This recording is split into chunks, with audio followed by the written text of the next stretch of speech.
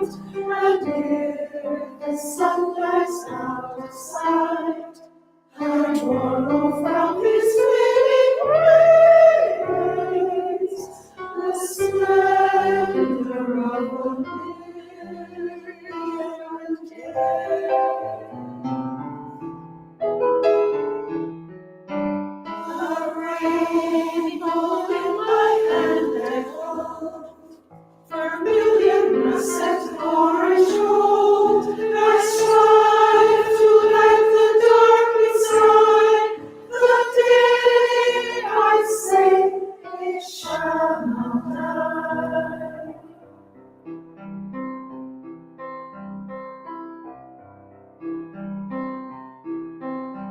For who has seen the night so gay?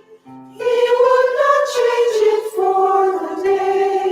And though I will still even find, I fill the inky sky with light, that countless eyes and night must bear, where only one can rule the day.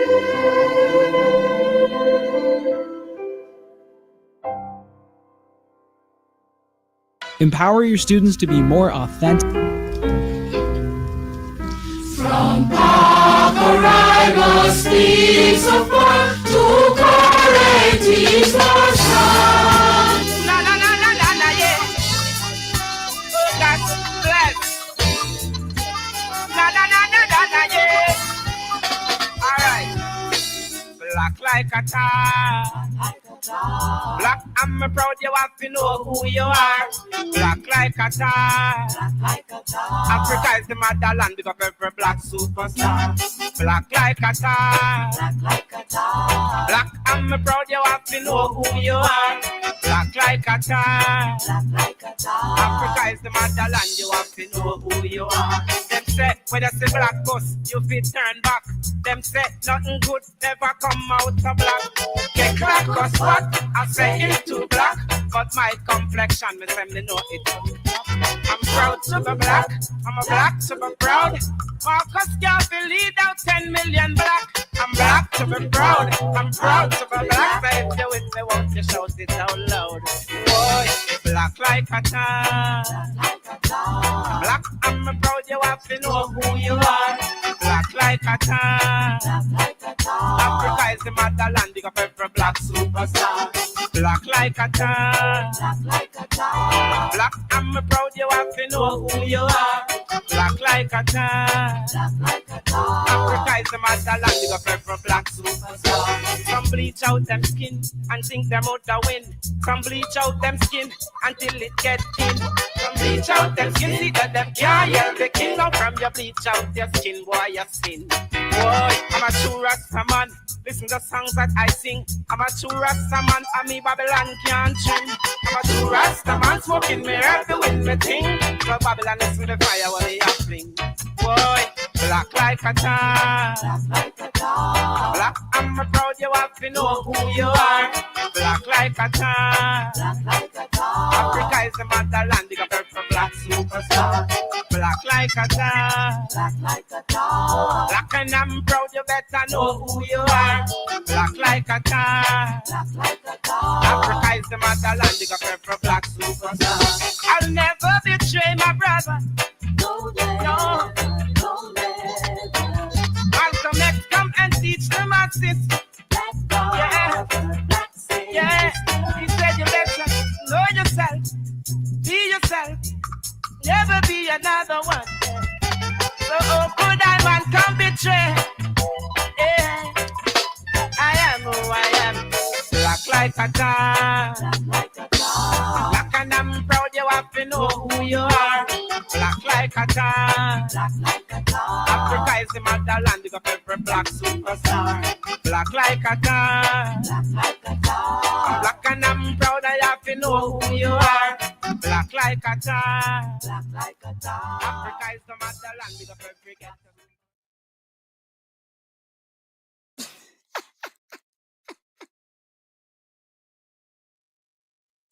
Hello, hi, good morning. How y'all do?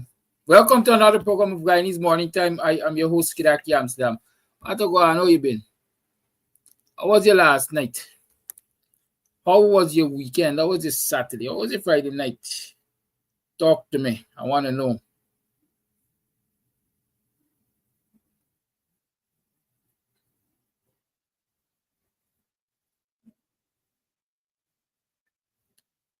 Yes, sir. What are going on? How are you doing? How was your last night? How was yesterday? How was Saturday night? How was the weekend? What y'all did with your time? What did you do with your time? What did you use your talent to achieve? Who did you help? There are always people who need a helping hand along the way. Did you stop to cross an old lady across the road? What about an old man?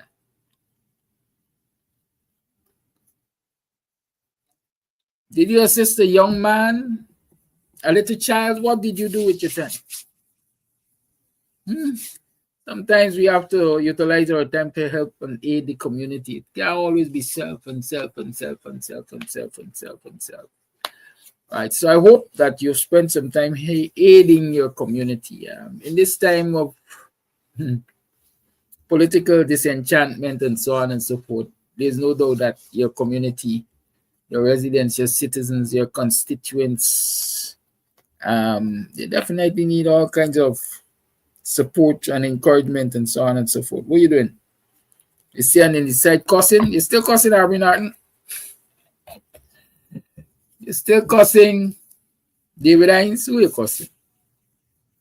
You know, I listen to Nation Watch. Well, most of it I listened to this morning. I went out for a little morning stroll. You see why it's important that I realign myself and realign the program and so on. I'm now finding time to get a little stroll before I come here in the mornings. So I get to stroll and I get to watch the scenery and I get to clear my head and I get to think about what we'll be talking about and stuff like that. Morning talkers. All right.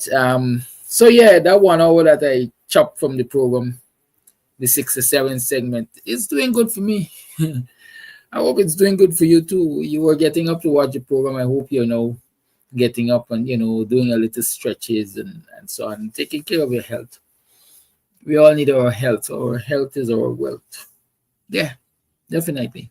Our health is our wealth. Good. So I was listening to Nation Watch while strolling. And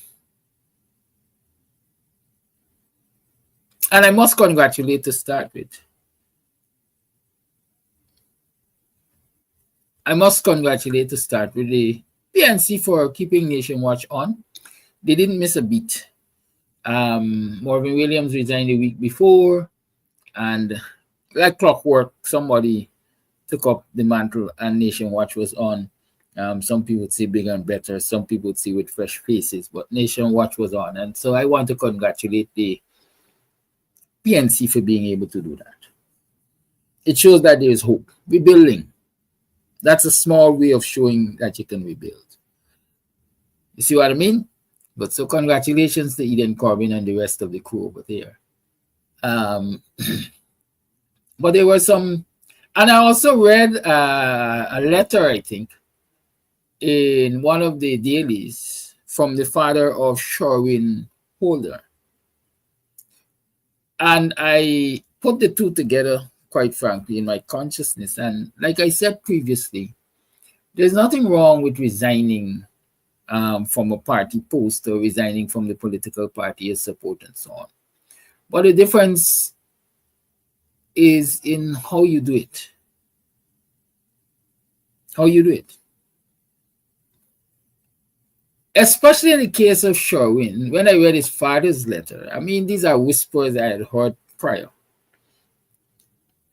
Right?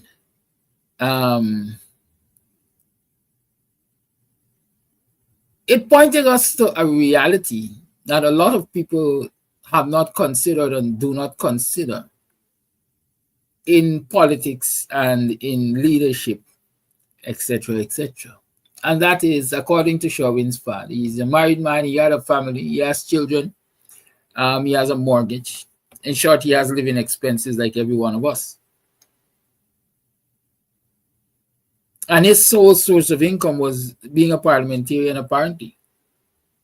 That's what I gathered from the letter, right? That's what I gathered from the letter. And so when he doesn't get the opportunity to return to the National Assembly, it means that his source of income was removed from him. He ain't got no source. He got to find a way to live. Good?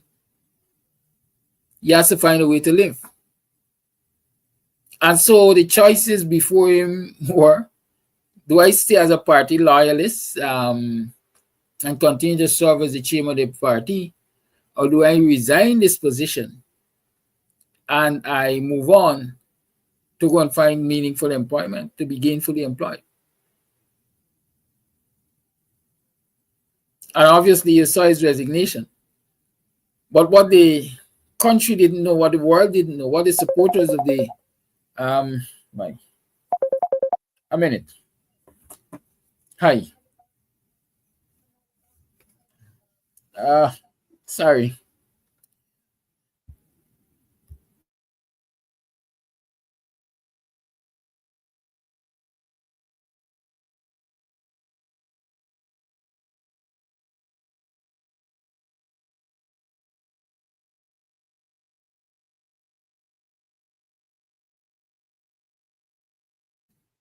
Yeah. Right. So you saw the fact that he has resigned. And his resignation was seen in the public sphere in such a way as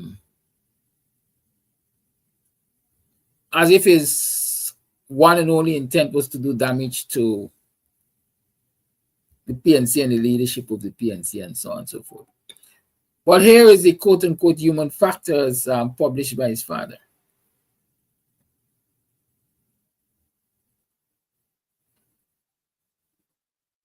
And I'll come to an analysis of that factor shortly, but I want to say when I started by saying I was listening to Nation Watch, because the human factor was also highlighted on Nation Watch. I can't remember which one of the presenters pointed to the fact that Aubrey Norton, as leader of the PNC or leader of the APNU, opted not to return to the National Assembly. And I'm saying opted guardedly, because I think any human being given a choice, would have done otherwise. And I'm going to explain this. According to one of the presenters, he opted not to return to the National Assembly, despite the fact that he was 1 year away from qualifying for the parliamentary pension. 1 year away from qualifying for the parliamentary pension, yet he opted not to return to the National Assembly. I've not been in those back rooms. I've not been in the presence of those decisions being made. But I want to say that he was forced not to return to the National Assembly, even for 1 year, so that he can qualify for the parliamentary pension. In this society of little, in this society of much poverty, every individual looks to, quote unquote, the old age.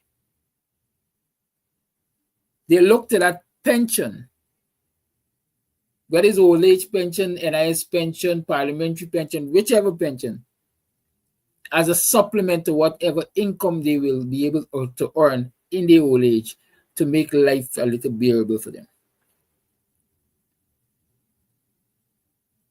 Right? And so left, right, center, everybody is saying Aubrey Norton not to return to the National Assembly. He lost the election in the worst possible way, etc., etc. But nobody stopped to think that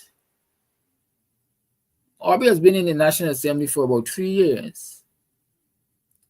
And in order for him to qualify, or any parliamentarian to qualify for that parliamentary pension, especially if they will need it, like many of us, he had to be there for 4 years. Right? And so his parliamentary presence has been truncated, whether willingly so or not. Like I said, I've not been in the back room, so I don't know what were the considerations. But y'all could imagine, in my mind, like I said, any human being would have liked to know that he could have served that 1 more year, even to qualify for that long-term economic reward, financial benefit, whatever you want to call it. right? Likewise, in the case of Shawinola, I'm not sure whether Shawin qualified for parliamentary pension, but again, he would have had to do a minimum of 4 years. Dennis, I did say you resigned from the chairmanship of the party. He has not resigned based on the publication from the father, from the party, right? He would have had to spend at least 4 years too to qualify for that parliamentary benefit, pensions in the long run. But what I want to focus on more in the instance of Shawinola is the fact that he is an engineer by training, qualified, certified engineer. And so the question is asked, did he by choice choose to put his career on the back burner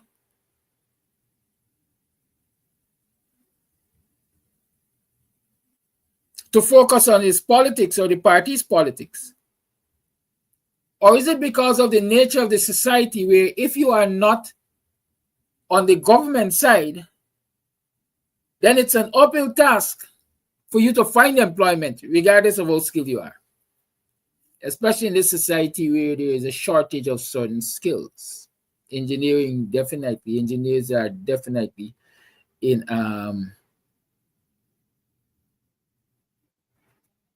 in scarce supply in this country.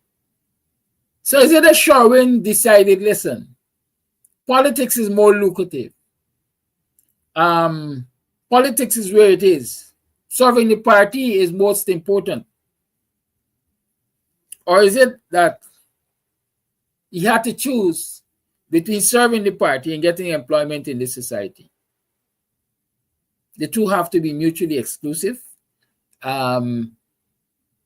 Because if he, according to the father, has to look for employment and so had to resign his political office as chairmanship of the party in order to look for employment. I mean, we live in a sick society. I mean, we know that it's sick, but every day we're seeing more signs of that sickness.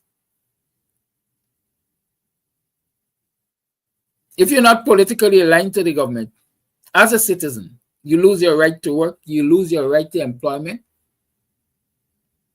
you lose your right to fair and equal and just treatment. Is that what I'm to interpret these maneuverings to mean? And if that is the case, we really have a society to fix. We really have a society to fix. And so all of the pundits, all those who are commenting on our politics, all those who are praising the PPP for being democratic and progressive and so on and so forth, I want us to stick a pin.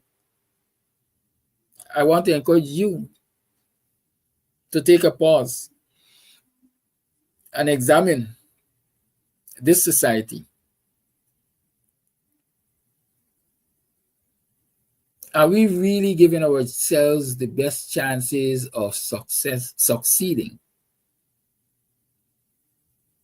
Or are we shooting ourselves in the leg, shooting ourselves in the foot because of this political discrimination? Are we?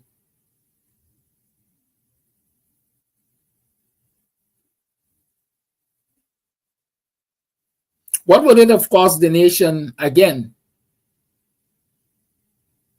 to allow Norton, in this instance, to sit one more year in the National Assembly so that he could qualify for his parliamentary pension? I have always said on this program, I'm not a personal friend of Compton Norton, Aubrey Compton Norton. I don't know the man personally. I don't think we spent 100 hours in any space politically together. But if you look at the history of this country politically, You see that he is a man who has weathered the storms over the years. He did his time, one would argue. He obviously made sacrifice over the years. From Burnham to Desmond to Corbyn to Granger. All through the years of Amnon and so on.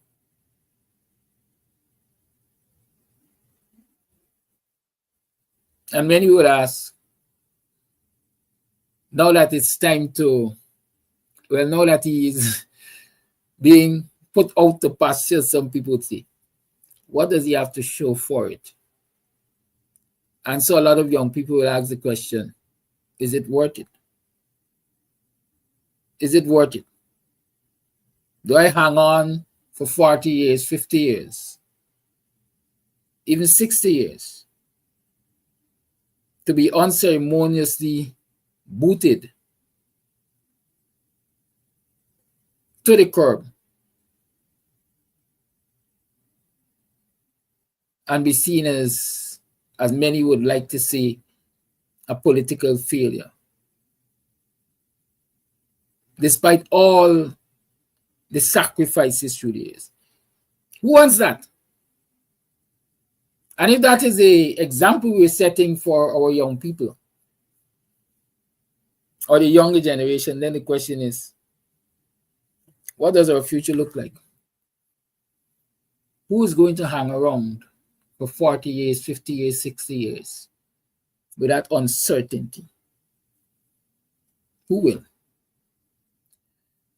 It is 7:41, and like I promised you last week, this program is not going to be all doom and gloom or all politics and political gaff and so on. I'm a lover of my music, and big up yourself. Congratulations. Thank you to those people who messaged me over the weekend. I don't like calling people's name because I don't know who wants to be associated with the program in a public way, and so I don't want to put anybody's job and so on in jeopardy and business in jeopardy and so on. Well, all those of you who sent me notes and to say, well, Mr. Amsterdam, I like the new format and I love me oldies and I love me reggae and so on and so forth. Keep doing what you're doing. Here's one for you.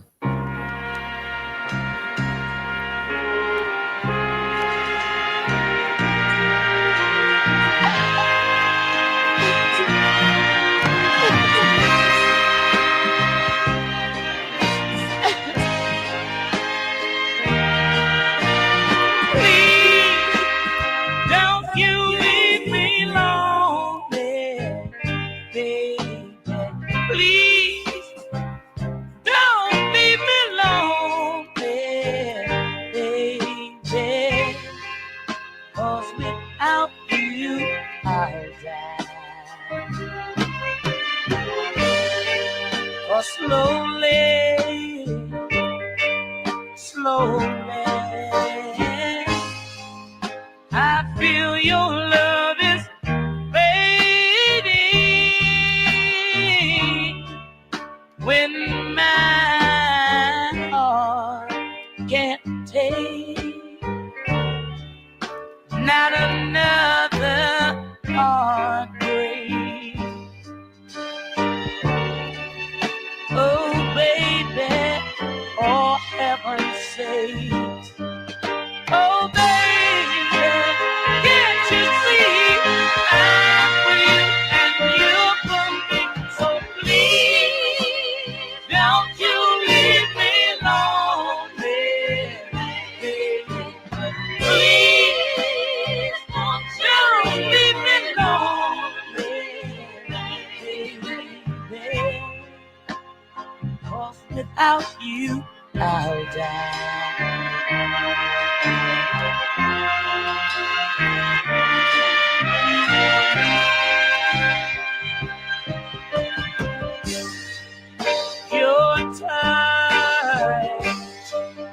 Your touch, somehow it's not the same.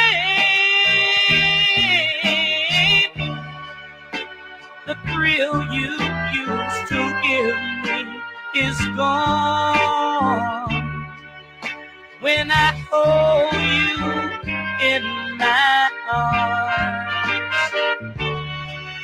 Oh, Oh, baby, what is wrong now?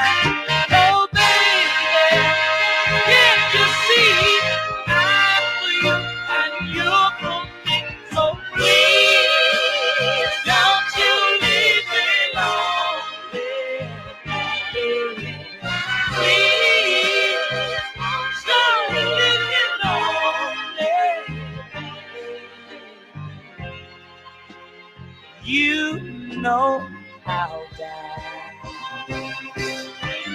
Please, don't leave me lonely, baby. Don't leave me lonely, honey. Girl, I need to see you. I need you, baby. No, no, no. Come on, hear me, baby. I'm just no good without you, honey.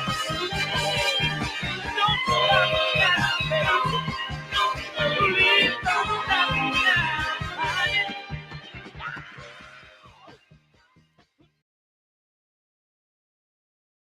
Please don't you leave me lonely. That was King Floyd. You know, I was tempted to say at the end of the song, I'll come in and ask all those who think they know music, who's the artist. But before I can even ask the question, I see Keith Beresford say, King Floyd, some of y'all have some good sellout, or y'all have some good show off. You know music? Well, I know I guess some people will say the same thing of me. Watch he, young man playing some old music. Showing up when we know little music, right? But that was King Floyd for you. And the politician or the political activist in me always sees politics in these songs and so on, you know. As I'm saying, I wonder if this is a song that the AFC is singing this morning, in the efforts to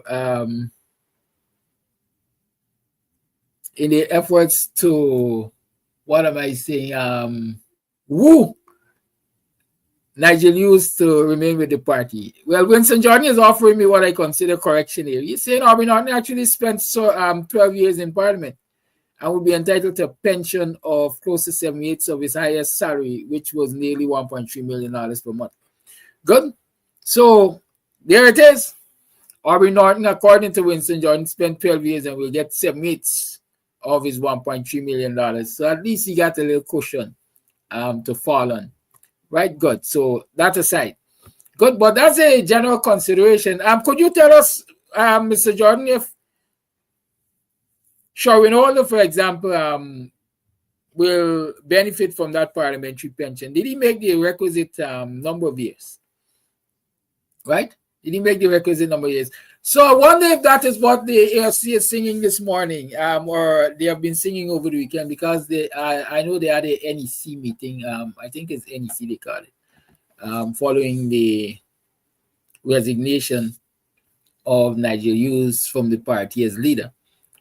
Somebody described it. Politicians usually fall on their own swords in cases of such failings as the AFC.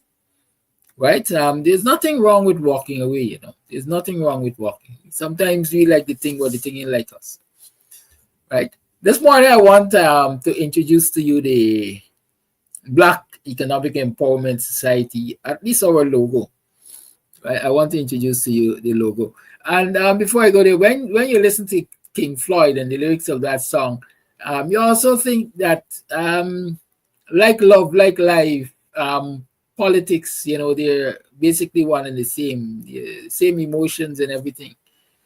Because there are many people who will stay with their political parties out of that desire to serve, out of that recognition that, you know, there's still political work to be done. But like King Floyd said, the touch is not the same. The touch is not the same. You don't feel the same way, because you've been impacted in one way or the other, negative or positive. Some people will feel more loved because they got that quote-unquote parliamentary embrace. Some people will feel not as loved because they didn't get that embrace. Right? Some people feel loved, they got to serve at the level of the regional democratic councils. Others will feel they are not loved because they have not been given that opportunity, right? But the plea all around, I'm sure, is don't leave me lonely. Don't leave me lonely. Let me work this thing out, man. Let me work this thing out, right? Good. So Winston Jordan again is educating us. He says Sherwin spent 5 years, or nearly 5 years, and will qualify for pension of about 1/3 on a salary of about $250,000 a month. But I can tell you definitely, you can't feed family and pay mortgage after that. So you might as well go look for income. Right? Look for income. And I want to use the same experiences and continue to say to people, regardless of what you do, always ensure you have an economic base on which to stand. Some people call it side hustle, some people call it main hustle. I always talk about self-employment. One of my first thoughts when it comes to showing, hey, I show you how to do technical drawing and so on, leading up to that degree in engineering and so on and so forth. First thing I did doing is advertisement services. There is supposedly a construction boom in this country. People got to get engineering plans, or whatever they call them, construction plans. Even the ordinary man who getting a piece of land here or getting a piece of land, they got to build a house. And part of the requirement is that you got to provide a building plan. Why not? I ain't got to get a highly touted engineering job to start with. I could start down below. Right? Plans drawn here. And with my little political connections, who knows, I might get into drawing some top of the line plans to some people. So we have to start somewhere. We have to earn income. Right? So I said I'm introducing you to the logo, motive, emblem, what you want to call it, of the Black Economic Empowerment Society. You see it there? That is what we will work with as our inspiration. The Black Economic Empowerment Society. Don't worry, a lot of work is being done in the background on that. Because like I said, I've been saying it for years, and I'm going to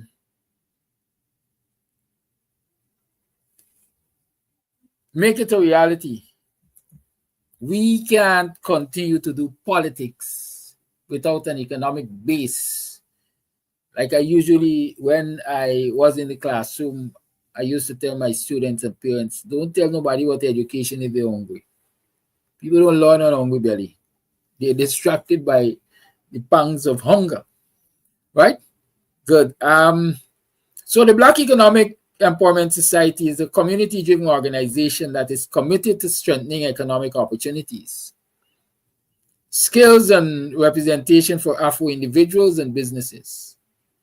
We believe that true empowerment begins with access to resources, knowledge, and networks that allow individuals and communities to thrive. Our name reflects both our mission and our method. Just as bees work collectively to build strong, sustainable hives, the Black Economic Empowerment Society brings people together to create a foundation for shared economic growth. All right, so if you want, we are taking our inspiration from the togetherness of bees, how they work together. And at the end of the day, they all share the sweet of the honey. We are laying the foundations for our people to work together towards collective empowerment, collective economic empowerment, right? And so the journey has begun, and I'm encouraging you in the diaspora and right here at home to join that journey.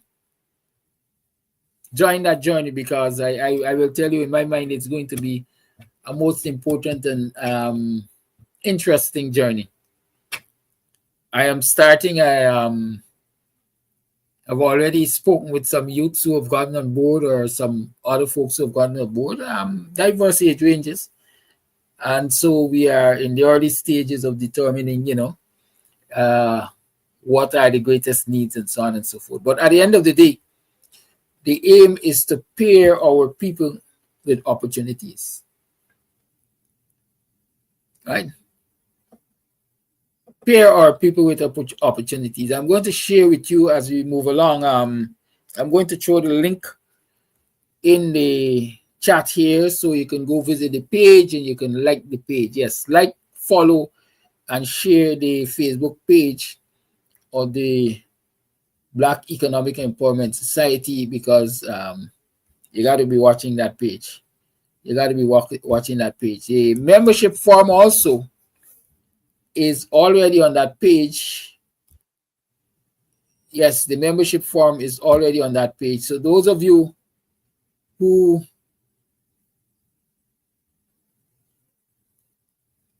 would like to join us, there are different levels, different types, categories of membership.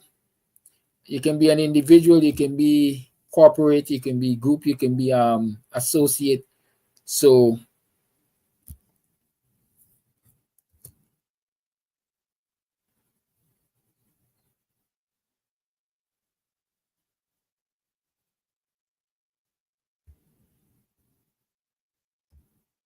I can get a little done-ish.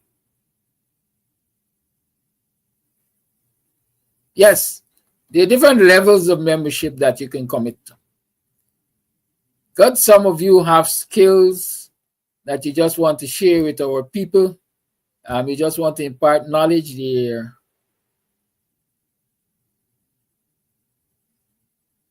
is consideration for that.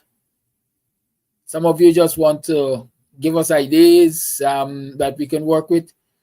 There is consideration.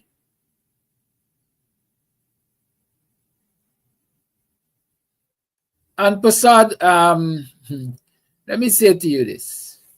I always say to people, when I do me, or when I look out for my people, it doesn't concern me who does the same for their people. Charity begins at home. I said a few programs ago, if you can't love yourself, then you're not capable of loving anyone else. And so to ask me, Anne, or to say it's a very good idea, but what if an Indian does the same? I don't concern. It doesn't concern me what my Indian brother or sister does. He is responsible, or she is responsible for his and her salvation, not me. I'm responsible for mine. And if I'm offering myself as a leader or offering leadership to my people, then I have to consider their greatest needs. Let me tell you this. And I said it to somebody I was talking to over the weekend, or I asked the question, or I suggested. The name Black Economic Empowerment Society, I know will come across as brash and bold. There's nothing subtle about that. And people will have problems with it. But that is what I want to promote. Economic empowerment for Black people. Because we are so economically marginalized. It doesn't mean I hate the other people. It doesn't mean that I don't care about the other people. But there are agencies in this country that are taking care of the empowerment of those people. There are agencies in this country taking care of those people. You got is that in Mahasabha? You got the Muslim Youth Organization. It takes care of Muslim youths. You got the, listen, you know them. You know all of them. Indo-Guyanese know all where they can turn to ease their economic burden. And they got the government. Right? And they got the government. And so, sorry, sis, I don't care what the Indians do. I know what I want to do. And I expect that even because of the name, there are a lot of black people with hands off. Because, oh God, who dare he to be so upfront, brash and bold? I stay far from that. That is racist.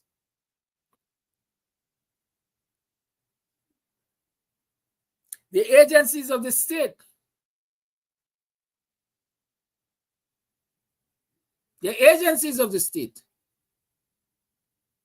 that may not want to give us a fair chance,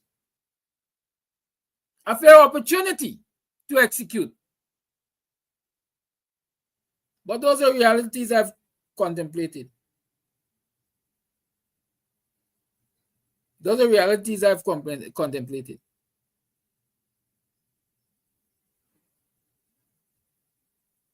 But I'm willing and able to test the system, and as some people say, buck the system. I see primitive fishing in America say you should not be a leader. Again, you're entitled to your opinion. But I too am entitled to mine.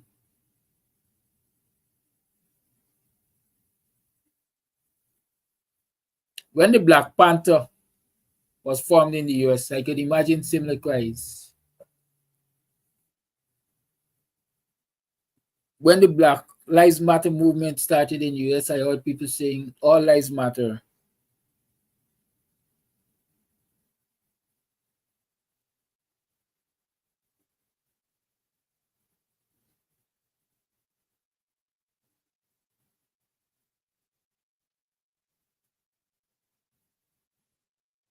But a lot of people say all lives matter, but they don't necessarily show it in the considerations when it comes to the distribution of resources and so on.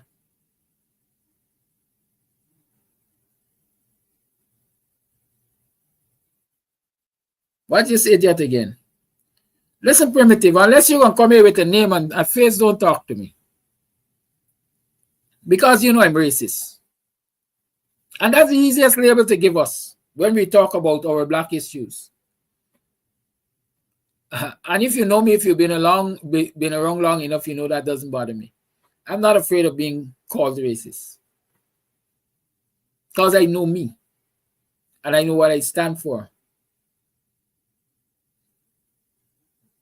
But what I stand for will not stop me from defending my people and fighting for their rights. Okay, good. So that's us, the Black Economic Empowerment Society. Like I said, we have a Facebook presence. We have a Facebook presence, and so you are free to check us out, like and follow the page, and as time proceeds, you will get to know more about what we are about and how we intend to. Yes, where you can call me. Go right ahead. Tell me if you want it to be a public call or a private one. Right? Tell me that before I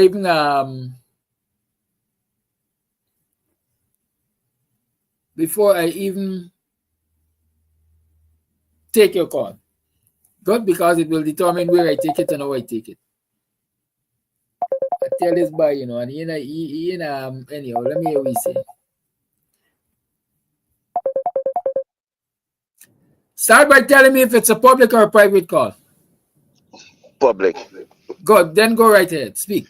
Some education.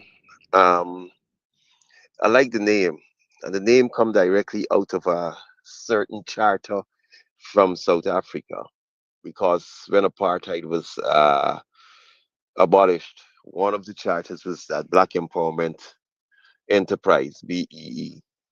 And that there has helped a lot of South Africans to get into huge businesses, mining, etc., etc. The only people that had a problem with it and still have a problem with it is those who benefited big from apartheid, the system. One, Elon Musk.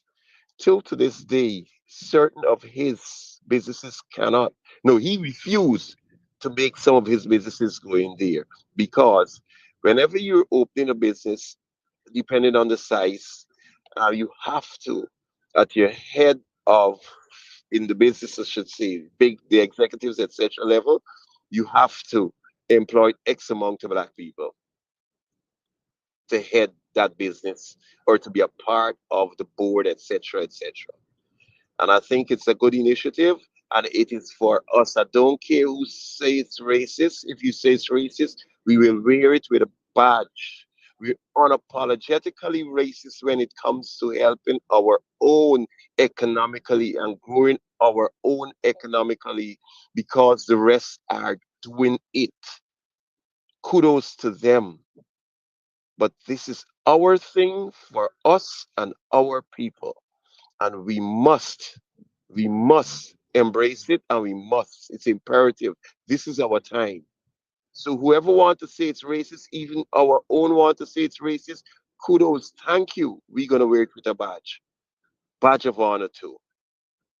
That's all I have to say today. Thank you for that call. Let me say to the likes of Primitive and those who believe that I should promote Guyanese and stop being racist. The government of Guyana has been racist to my people. And the government of Guyana has been divisive. And if I can't trust the government of Guyana to look out to my people, then look out for my people among the other citizens of this country, then I have a responsibility to look out for my people. I'm going to say again, the only people who have shown real patriotism to this country and love for this country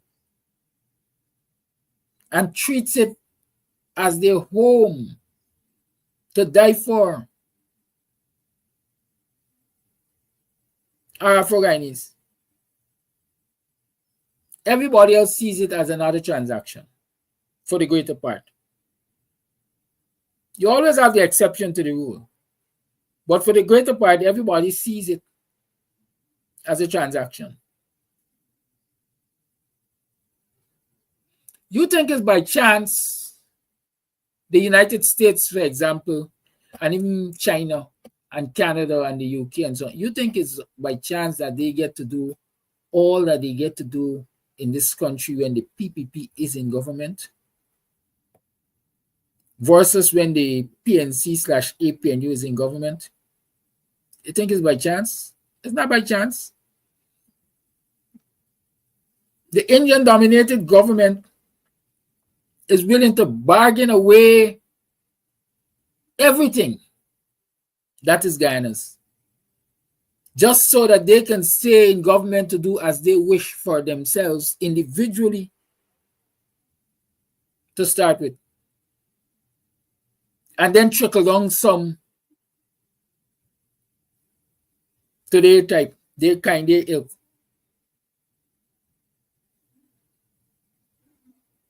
And so wait, man, we're going to continue to talk about being Guyanese. I am a Guyanese, I'm a Guyanese, I'm a Guyanese. While the PPP, and like Modi say, with the little India, run away with the old bag. When I look around this society,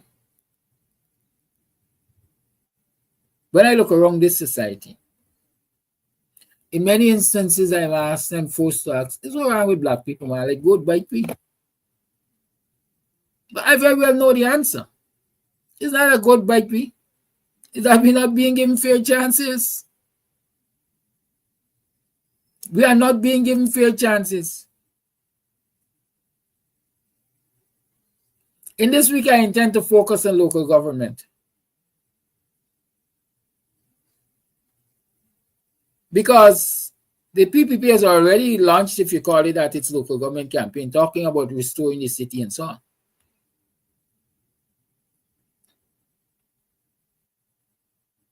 And the idiotic French, like James Bond and the like, have jumped to the front to lay blame for the state of the city of Georgetown at the feet of the councillors of the city of Georgetown, who again are predominantly Afro-Guyanese, and try to paint them as incompetent and corrupt and all manner of things. But that same idiotic French does not acknowledge that the city of Georgetown is in the state it is in because the predominant Indian dominated government is not playing fair with the administrators of the citizens of Georgetown, by extension, the citizens of Georgetown.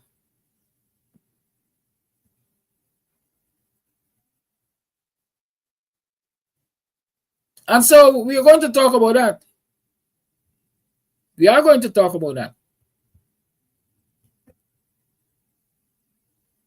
And we're going to show you again, I will show you again, where the predominant Indo-Guyanese government is oppressive to the interests of African Guyanese in this country. And so somebody got to take lead.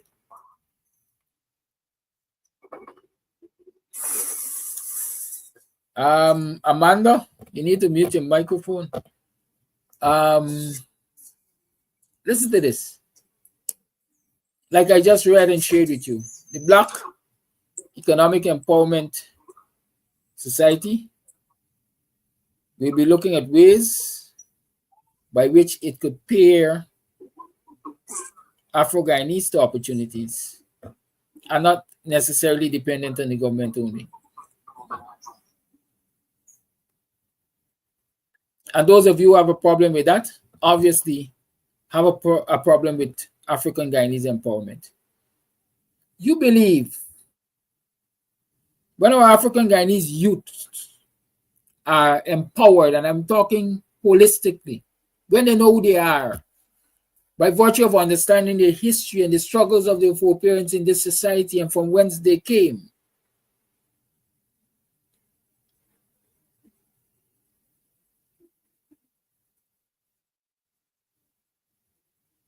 and when you point them in ways and you guide them and you hold their hands and you strengthen them to stand and form economic foundations, you think any Azzuddin Mohammed or Bar Jaglio or any bottom liquor could go to them and tell them, I can give you 20,000 or 40,000 for you to vote your future way? You think anybody could come and give them $40,000 or $100,000 to work against their own self-interest? No. And I want to ensure that our people are so empowered that nobody could come and do it to them. You see, a lot of you tell yourselves that the results of this last election came out of regular politicking. No, not regular politicking. Even while the likes of Primitive telling people be Guyanese, there are many in the PPP who are telling even the Indian population in this country, be Hindu, don't be Muslim. Be Hindu, don't be Muslims. Wait, are you going to vote for that fuller man? Azzuddin Mohammed. They were doing it. Those among us who want to be honest will tell you about the whisper campaigns. And they did it with the blessing of the so-called Muslim president or Muslim hope, presidential hopeful.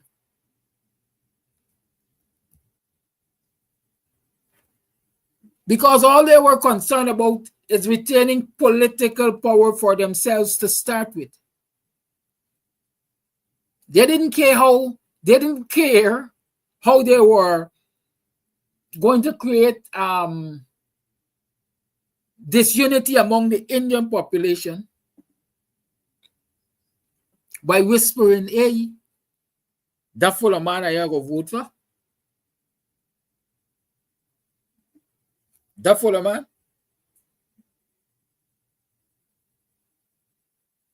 So even within the Indian party or the predominantly Indian party and no Guyanese party,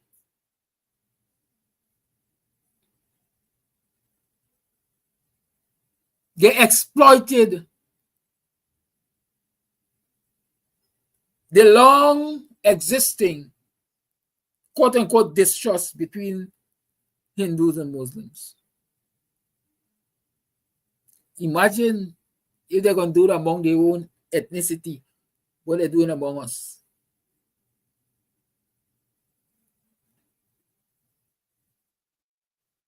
Primitive fishing in America, you could come and you could say, well,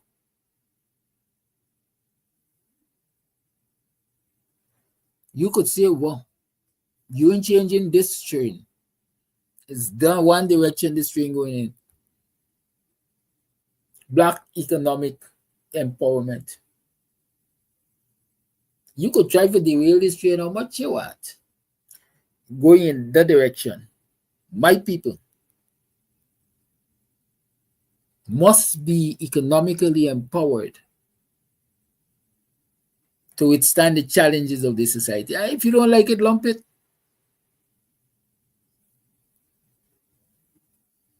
You don't like it? Lump it, doesn't matter for you. Let me address my black brothers and sisters. You are expected to play important roles in this movement. Like I said, there are different levels and different forms of membership. Fees are attached to membership, not because you think people must pay, but you want people to show commitment. That's first and foremost. So there's no free ride. It's not a free ride.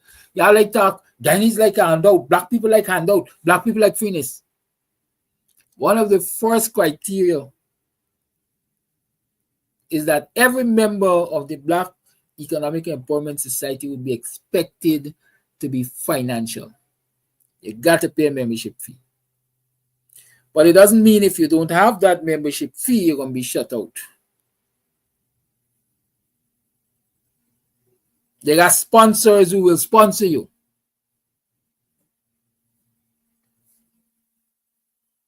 An organization such as this, you have to have financial input because you have financial things to do. For example, when we get to the point of giving a single mother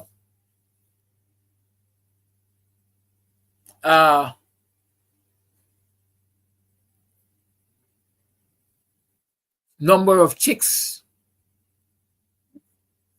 to rear, broiler chicks to rear, we must know that we're giving her broiler chicks and we're giving her medicine and we're giving her feed and we're giving her everything that she would need to bring them from chicks to maturity to market. And we are also going to be giving her expertise. There will be somebody there who will monitor with her and who will mentor her so that she can successfully rear those chicks to market and see growth from there. We can't do it without financing. And we can't rely on the government for financing. We're going to do susu, as we call them, Buxtonian. We're going to do Buxtonian, where they could bring the $1 a day and pull them together and collect a lump sum at the end of a period that they could meaningfully invest in something. And again, they're going to get mentorship and they can get guidance to ensure that grows and succeeds. Baby steps to success. That's what I want to see it as.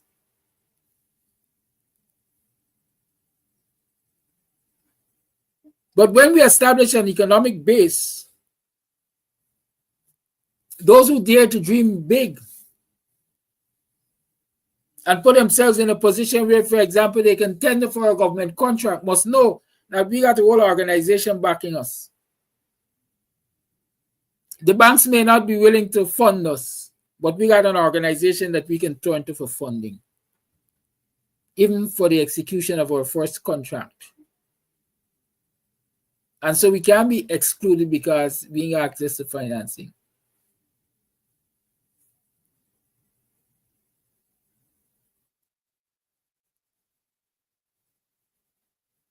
And that is what they will be afraid of. That's what they're already afraid of. This is why they're already trying to label it racist. This is why they're already saying it's anti-Guyanese. Well, the government of Guyana is anti-African, so who cares if the Black Economic Empowerment Society is anti-Guyanese according to you? Who cares? The lines are open. It's 21 minutes past the 9 o'clock, past the 8 o'clock hour.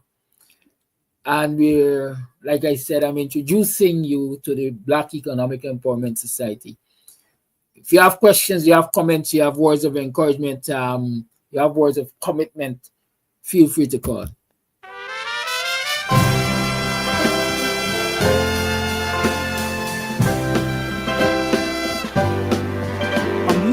Can say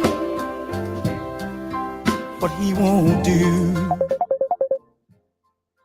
but if she really Why you brave? You can't interrupt such a beautiful song.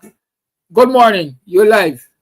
Welcome to the program. Good morning to you and all my Black brothers and sisters in Guyana. First, let me say this before going to my message this morning. Mistress Carol Duncan come in front of Mr. Flash Garden class this morning. Why? Thank you for mentioning what you mentioned. Some, old people that's always said, have a talk half and let back half. Okay, move on, Flash Garden. My message would have been coming from this word. Change. But because of what I read over the weekend, because of what I heard over the weekend, I have to change this morning. Let me say this first. I am responsible for what I said, not how you interpret it. Thank you, poor people, Governor, for those important words. It means a lot. You by Narayan, stop your nonsense. Stop it. Stop abuse, and refuse Black people. Don't forget, it's Black people put you in office to become mayor. Don't forget, because the word you use from Freddie Kitchen program, you should be ashamed. If God used to kill, you would have been one of them. You would have tied your tongue because you're ungrateful. The words that you use, I could talk anything now because I have put one rice or food on my table. Black man, make you put that on your table. And it looked like PNC don't want Black people, call people in the party. Stop doing this nonsense. I just create problem when problem come. I just go wrong the country and say Black man, I kill colleague. I just stop that nonsense. Flash Gordon, Gordon, that bust your bubble. You weren't paying attention to the topic this morning. What? What was the topic? Talk to me. I'm talking about the Black Economic Empowerment Society. Let me talk about that.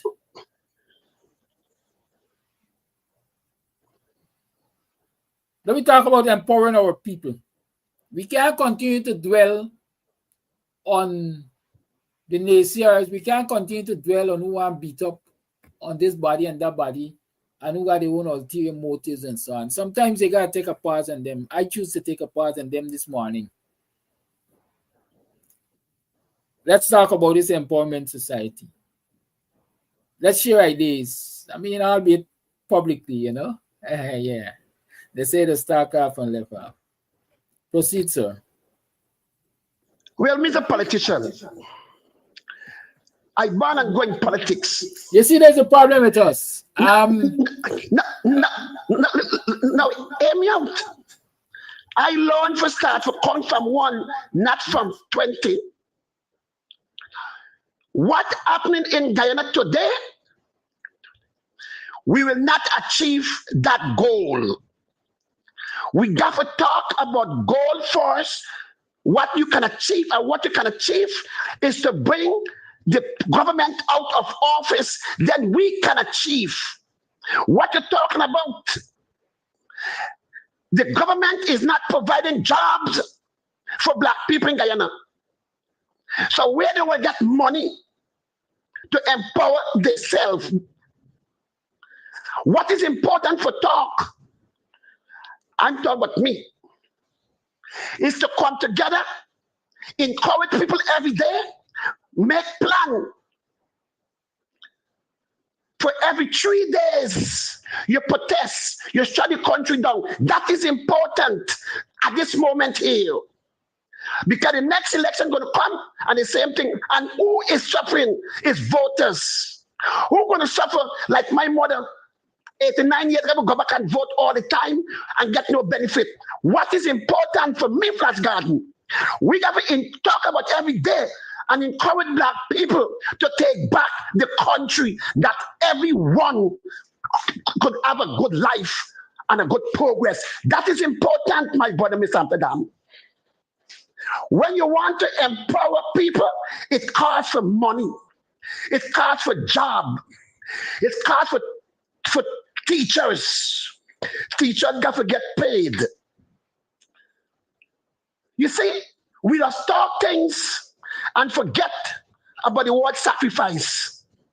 For we empower ourselves, we got to make sacrifice demand. We got to love unity and support before all this could achieve. All of us have our own idea. But right now in Guyana, what I am saying, for we could save our young people and empower them, we got to do number one, get the government out, shut the country down. I would always talk it. We got to protest every Thursday, Friday, Saturday. Shut the business. Bring in business people for them into this fight. Let the business people call the government and say, hey, you got to do something. We're losing millions of dollars. So if we talk about empower all week, it costs for money. It costs for sacrifice. Demand, Mr. Amsterdam. What you're saying is good, empower, yes. But you got to get money. And black people don't have it. They don't even have the job. But if they could cut them face, cut them nose, and spell them face, say, you know what? Today I'm not going out on the street. I ain't shopping my last dollar. I shut the business down. Then you go see empowerment going to come later on, because things got to change. Wrap up, Flash. Talk about change. Thank you. Thank you. I always caution and I always encourage. I don't sit back and just wait to call this program, you know. Pay attention to this program. Pay attention to the program. Moving forward, I'm going to be really strict in restricting comments to the topic of the day, because we have to focus as a people. Right?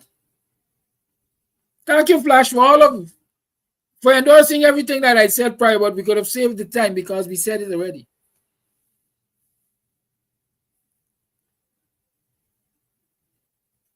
let me say this, because I'm gonna address them, I'm gonna continue to address Primitive and Satchel, Biari, and all of them who come in to try to get into our psyche. He said get educated. Don't have a business thing.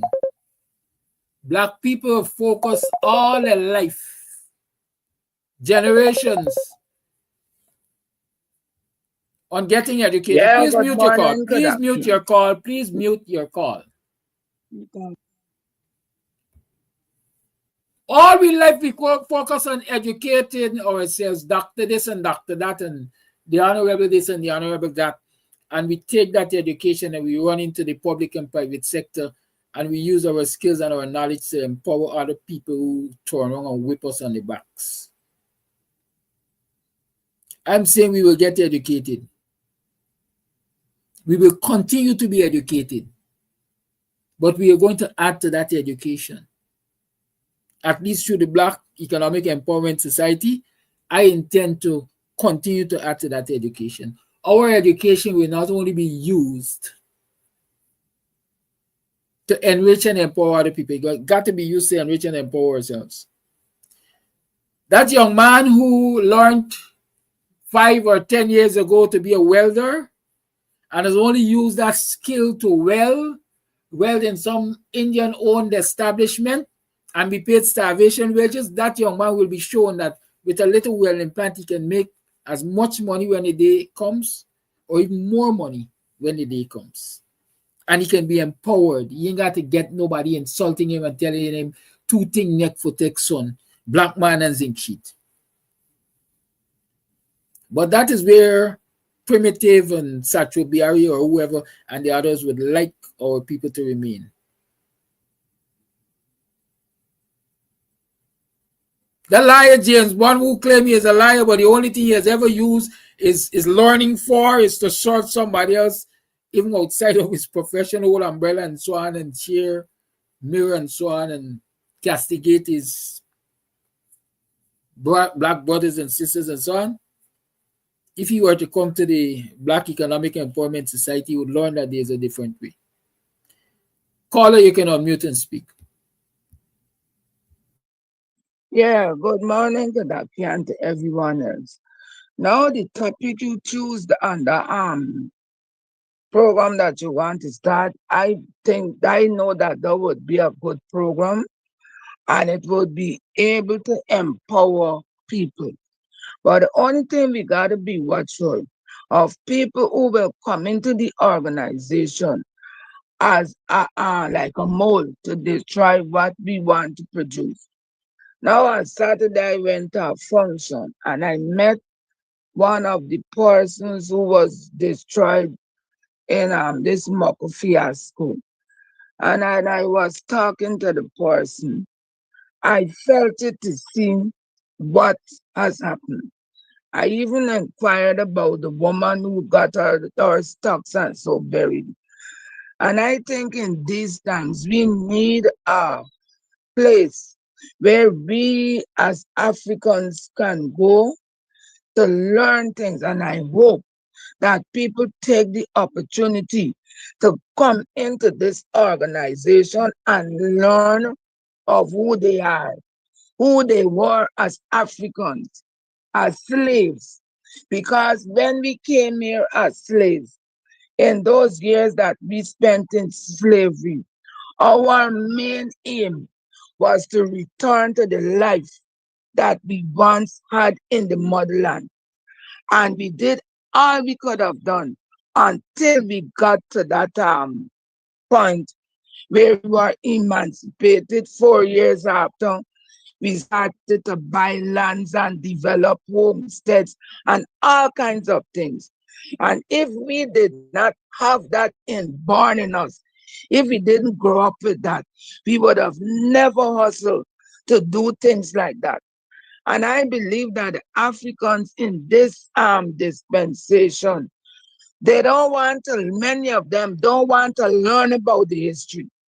They don't want to learn about who they really are. Some people, when you try to tell them, oh, they say, mean business, that was their story. And those are the ones who are leading other people astray. And I hope that we can step back and look at who we were and arrive and try to go to a place where we should be. Lastly, yes, I was talking with a friend, foreign friend, and the friend was degrading the coffee statue and said that this statue look and all kind of thing. I said, when that statue was being put up, the sculpture and the person said that the type of the monument wasn't the picture of coffee, but it tried to show the different strengths of coffee. So now when a person like that will say something like that, you understand the mindset of that person. And I want us, we must learn. And Kadaki, I will be in that thing. The thing you starting there must be something like the Guyana Public Service Credit Union, where we can get things from and we could put things there that will help to empower us. Because when you know, you go to the bank, you know where you're getting through with nothing. You don't get through with nothing. You go into the bank. You might go in the bank early and people coming after you.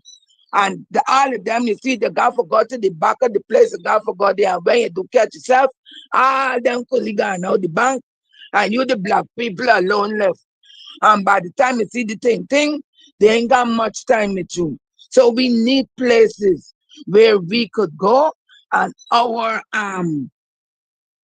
needs could be met. So that is my comment. I had other things to talk about, but you have a guideline that you're working with, so I'm going to follow your guideline. Bye-bye. Thank you for your call, Randa. And yes, that's a vision, Randa, that we are going to take this to a place where our people can really turn to for the assistance that they need. Call your live. Good morning. Morning, Mr. Amsterdam. So I am just calling to make my little contribution on the subject. It would be good if maybe we could like name this period a renaissance for the Africans in Guyana, where it's a rebuttal of learning certain things. And I am praying that this organization would entail some sort of history. We can look at success story like the Johnny Walker brand. Do you know it was a slave who was the master distiller behind that brand? Um, we can maybe have where we can link the organization to like the public service credit union. I think EPADG has some kind of credit union arrangement. Maybe we can look to have international organization.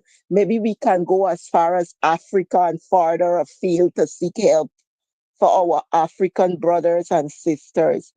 I mean, it's a very sad situation where we found ourselves after working years and decades of making Guyana where it is today. And I'm thinking that we can do it. Everything starts with one step.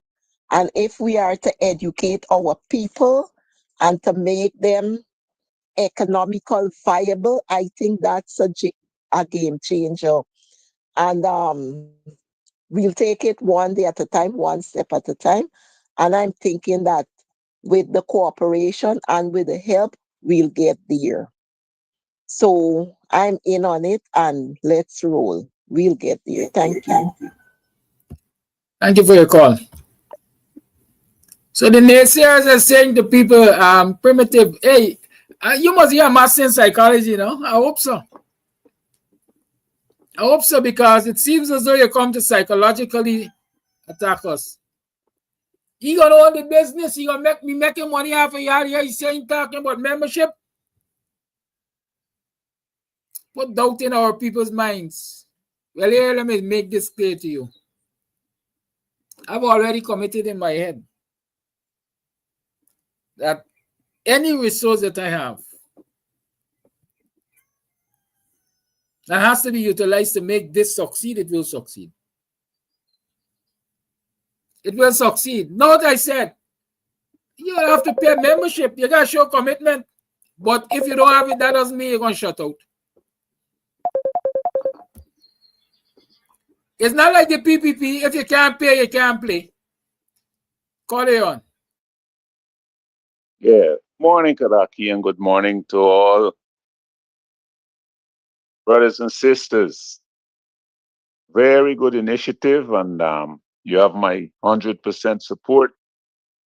And I want to say a few things to those who are listening because I want people to understand. If you look around the world, every time Black people decide to get together, they are called racists. And the other race says they stay together and they bring laws and policies just to keep Black people at the bottom of the ladder, as they say, right? I want togetherness. We have to fight to stay that way because you know why? We're not among ourselves. Because this, as long as you decide to get together as Black people, is a threat to the world, to the whole world. So we have to make up our minds, man. We have to put our hands into this, and we have to, as the old people say, burn our belly and stay 100%. I don't care who say about racist. There's nothing racist is about it. Because when the people had built Tulsa, the Wall Street in America, it wasn't about racist. It was about that they were marginalized by the wider society in America. And so they decide to make themselves economically, um, you know, empower themselves economically. And so they decide to trade with themselves and build a good economic village, a strong village economically. And it became the envy of the other people. These people are living too good. They're getting too free. So they had to fight. So we let us know that, let us, the people, the Black people know that this thing it have to do because right now the world is trying to reshuffle their laws to put Black people under power, right? You see, they don't like Shaori in Africa because he sees the same sun that we are seeing. That sun was being shining there all the time. But the reason why people weren't seeing it is because the veil that was pulled over their eyes by the IMF and the World Bank and all these things were just promising you good. But in other words, they just eating you out all the time. They're just keeping you down at a poverty level. Who are they to judge and tell you how you progressing and you need to do this more, need to do that more and all these things? It's nothing like that. Let us come together, empower ourselves so that we could have a better life because the government won't do it for us. And the people, the Black people that are in the government who are said to be there to represent Black people, they don't represent us. They use them to keep us down. It's plain. They use the people who are supposed to be, okay, we are inclusive in this PPP government. We have Black people, we have all kind of race in our party. But what does they use the Black people in the party to do? Is to come and keep us down or to come to separate us, pull somebody aside and say, listen, man, join us and we're going to give you this and we're going to give you that.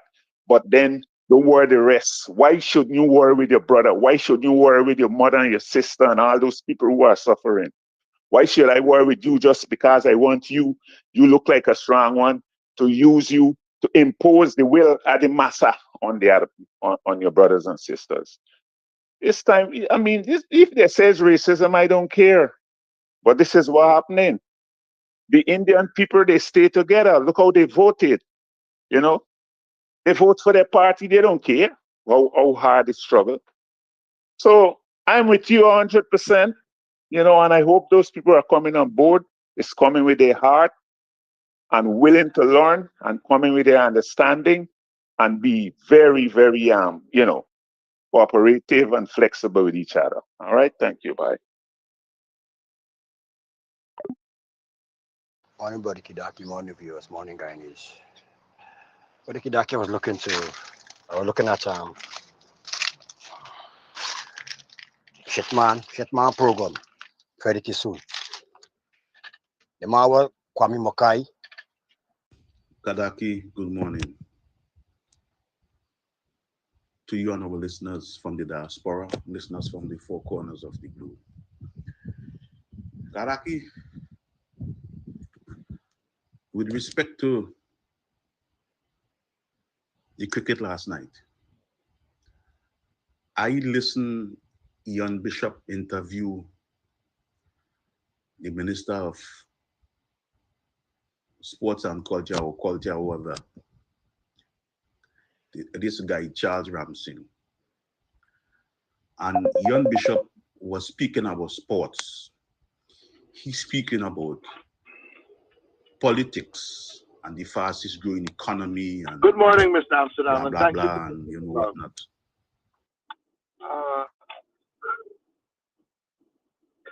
No, I thought. Okay. Tell me when I you want me to. Go ahead. Good morning, Mr. Amsterdam. Again, and thank you for making my call.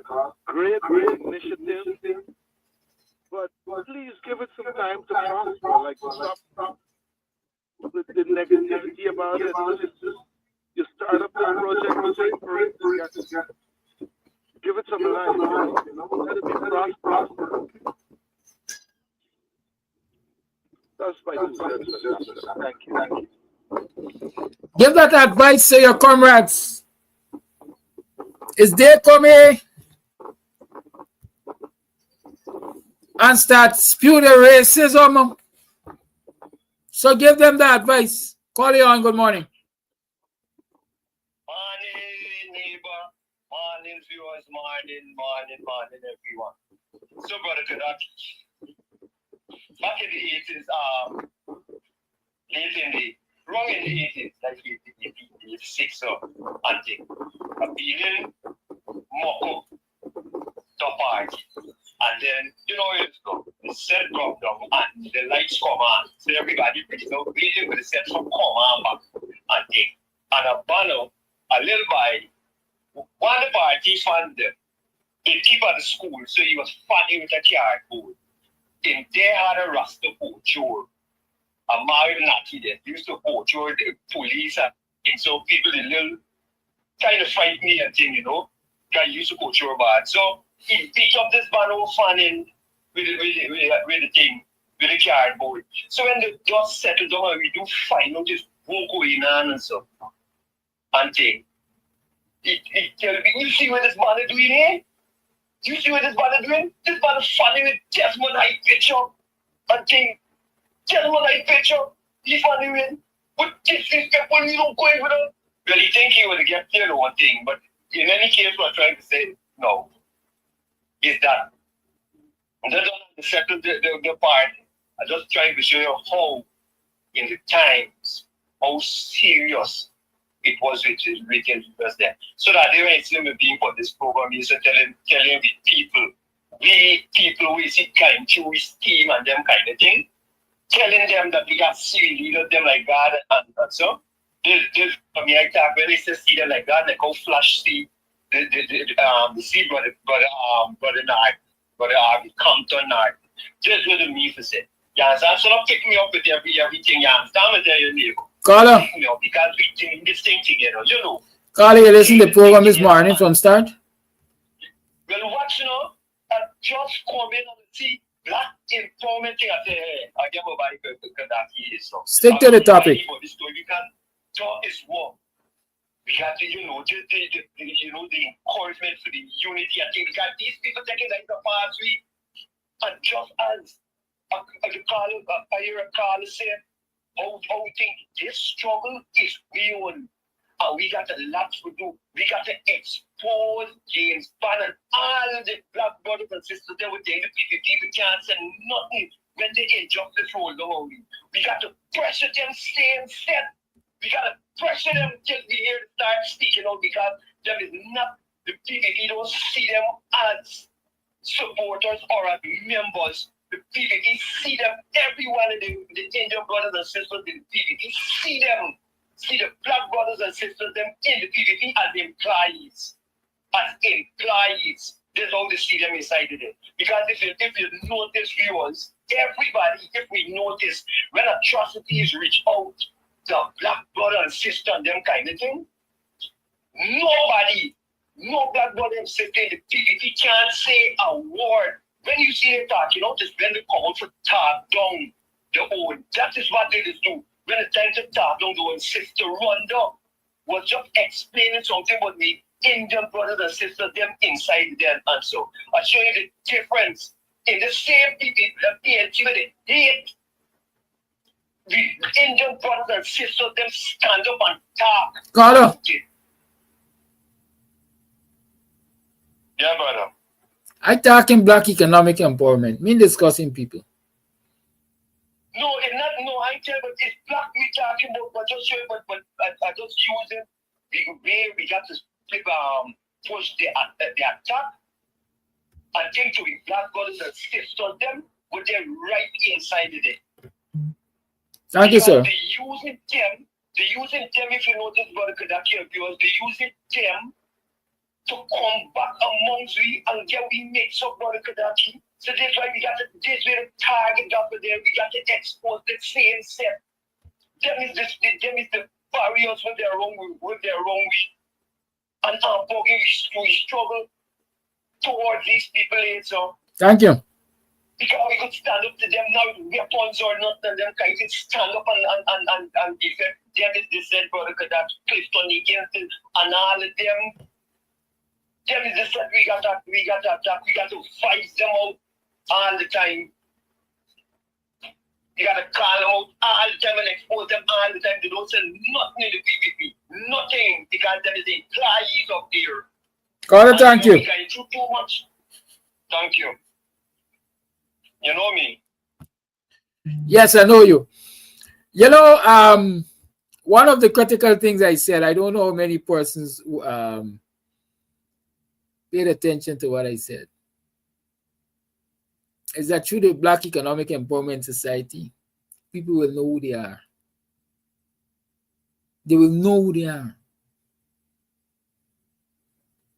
They're going to understand the struggles of their foreparents and their ancestors, and they're going to understand the importance of that togetherness.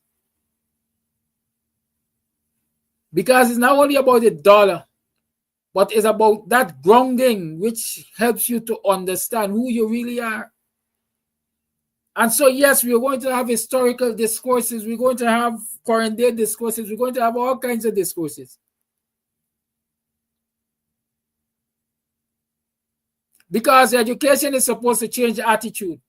And when you get a certain level, a certain quality, a certain type, a certain kind of education, then you start seeing a dollar different.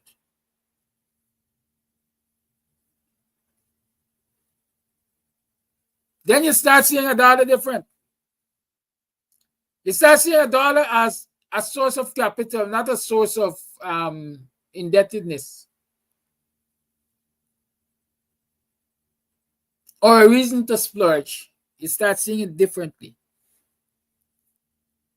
And so it's an holistic approach. It's not politics alone. As a matter of fact, I tell you quite frankly, I don't even know if there will be any dedicated political involvement in the Black Economic Empowerment Society. Politics will be a spin-off. Because when they're educated and they're empowered, then they can make sound political decisions. Now let's take a commercial break. We need it. There are people who support us commercially, and so we need to support them too.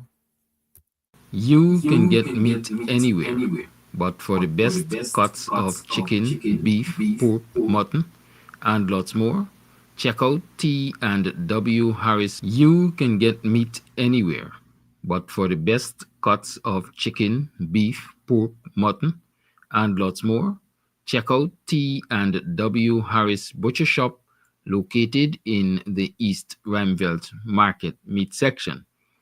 Call us on 609-7168, 641-4494.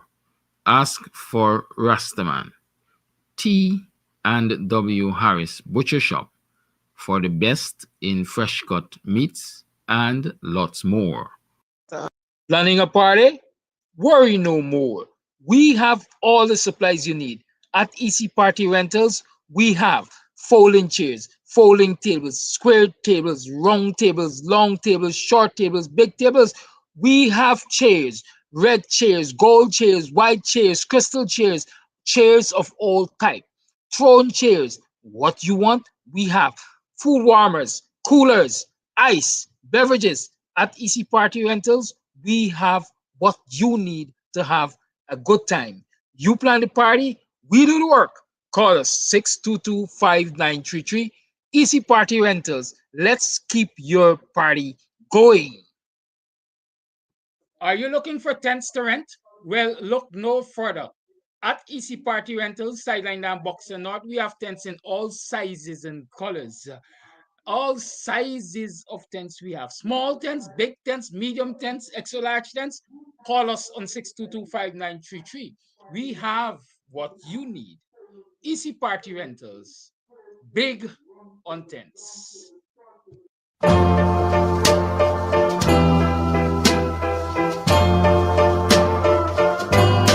Darling, forever, forever. You can break my heart forever if you want to. I'll play the part of a fool just to be with you forever.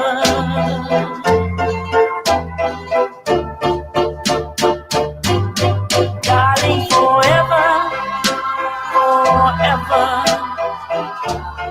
You can torment me, take my love for granted, but I'll always be just a fool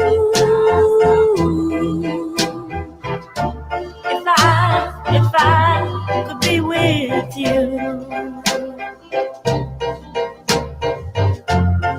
I'll be your slave for the rest of my days.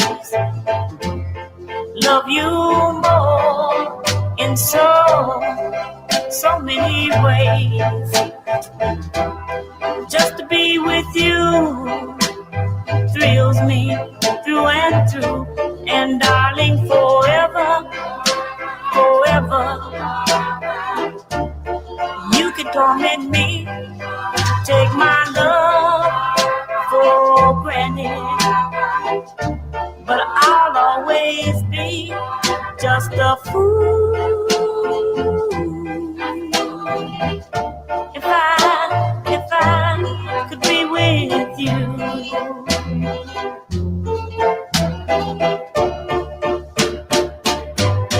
Darling, forever, forever.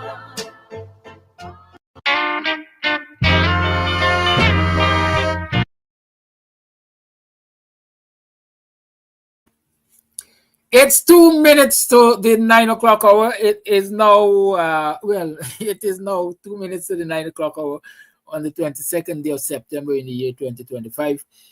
This is where I have to take my leave of you. Let me see if there's any final voice note that we can play.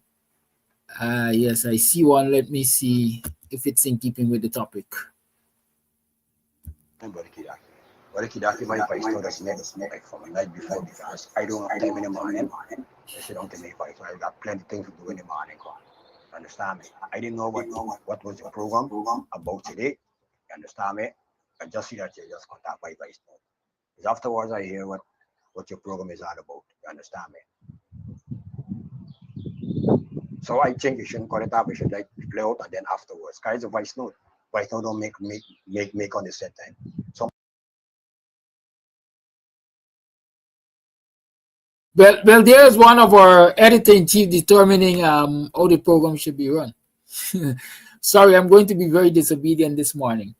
Again, this is what I said. I noticed some before. A lot of people just interject things into the program.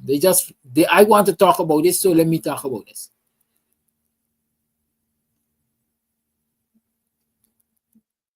That will happen on Free Talk Friday.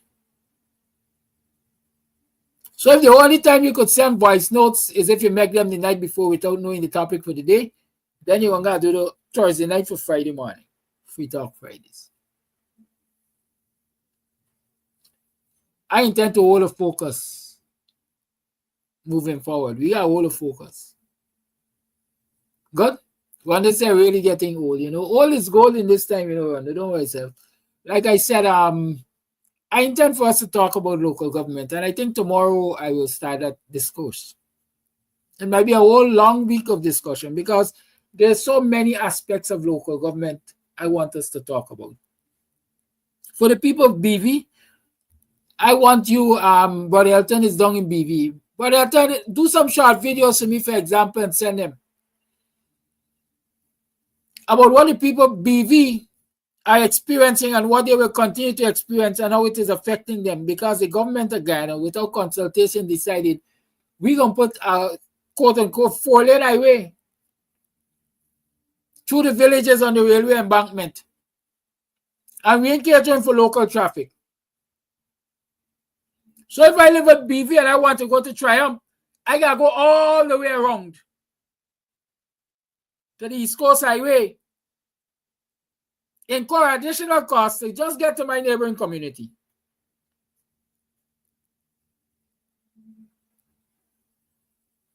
Those are things that we have to talk about. We will talk about the government building a 5-feet bridge across a trench that leads to the burial ground next to me. And the NDC doesn't know what was built there and what were the terms and conditions under which it was built. They didn't even know the contractors. We're going to talk about that.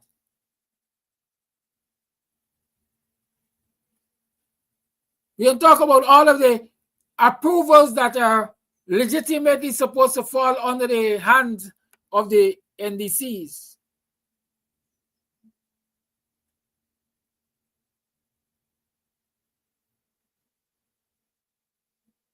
But the government intervenes on the behalf of their friends and cronies and say, let a man do what he wants. Like building permanent structures and parapets and so on. We're going to talk about those things because those are things that we need to understand, how they impact our lives in the communities and how they impact our lives generally. And we need to understand where's the quest of the government in this era, this new dispensation, because the whole idea is that not only must we dominate central government, but we must also dominate local government. And so that the poor and the oppressed and the oppressed and the downtrodden, they ain't got no say in this society. Money tax. And if you got money, they'll spread it back for we to walk on it. Have a good day. Much love. Tough love is love too. And primitive, you stay primitive. You believe that me is one of them black man that you could have for money to change my mindset. So you come and talking about I would get 1,000 US. I would support the chicken project. Go to hell. We've been there, we've done this. And we could do it. And I'm going to show my people we could do it. And all you talking about the AP and you do nothing for black people, ask Sam Ali, go visit your grave. and ask her what was her motivation for sitting down on the Sustainable Livelihood Entrepreneurial Development Fund, the SLED project, that was supposed to help not only Black people, but a whole lot of Black people get out of poverty. Go ask her in she dead grave what was her motivation for sitting on it and ensuring it didn't do anything in the Black communities especially. I'll have a good day. Some of them will walk with you to watch you feel. In hindsight, Amnali was definitely one of them. Goodbye.